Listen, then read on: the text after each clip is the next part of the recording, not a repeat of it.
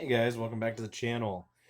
So sorry again for another hiatus period, but I just wanted to jump on here real quick and give you guys a quick little review of The Batman. Um, it's a little late on the review, I'm aware, but better late than never, I always say.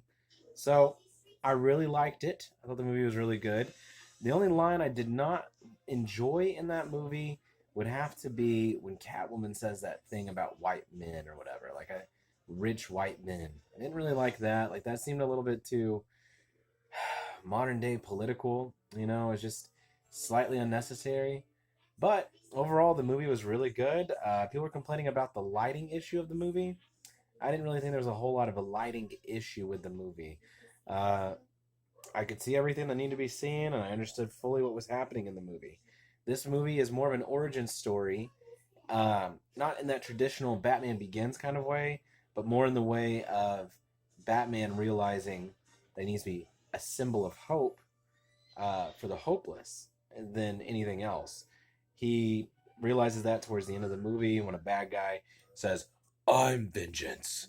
It's really cool. It's a good moment, it's a good scene, and then he falls down and is baptized, comes back up, and he's like, "Oh, I'm a good guy now. I want to be helping my people. I don't want to. I want to be helping the city of Gotham grow. I don't want to be helping keep it down in the squalor, right? Like he realizes that, and it's a pretty good scene. It's a really good movie. I mean, I'd have to give it like a solid, I don't know, like a solid 5 out of 10 stars. Nah, it's way higher than that. It'd have to be like 8 out of 10 stars. I mean, my minor issues with the movie aren't even like really big issues. They're just super small issues that exist just because maybe uh, I think that some of it felt a little bit contrived, like it had been done before.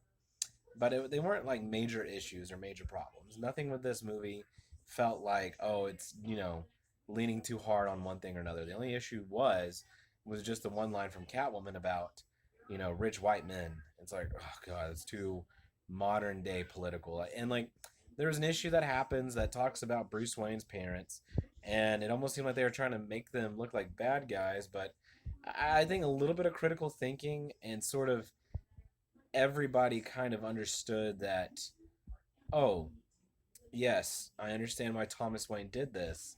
Um, I probably would have done the same thing.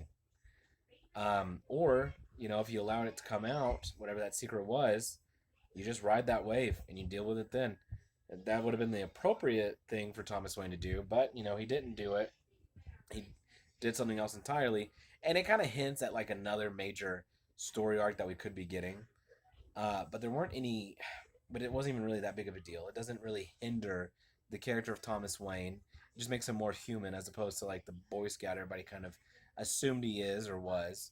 Uh, and, nothing really major to complain about. The vibe was eerie in parts, especially when the movie starts and you're starting out with Riddler's first kill. That was hella cool. Super dark, very eerie. I really enjoyed it. I like what the movie did by showing us this kind of a Joker. I'm sorry, Riddler. Joker's in the movie, but Oh no, spoiler. Oh, who cares? The movie's been out for a while now. It's been out for like 2 weeks, right? Yeah, so it's one of these things. It's like if people have issues with the movie, the issues that you're going to find are very minor issues that don't really hurt the movie in any way, shape, or form. And it's an all around good movie. It's easily the best superhero movie we've gotten in a while. Um, Something about it being a very minor level threat compared to like an Avengers level threat or world ending event. It made the movie better. It's on such a smaller scale, and with it being on a smaller scale, I think that really made the movie better. Really made the movie more interesting, and really sort of made me more invested in the movie because it's not like this big tentpole thing of all these guys coming together or we're having to go back in time for whatever reason. I mean, it's just a really good movie. and it's on a way smaller scale. It's scaled all the way down, and that in turn makes the movie a lot better because it's nice, it's refreshing.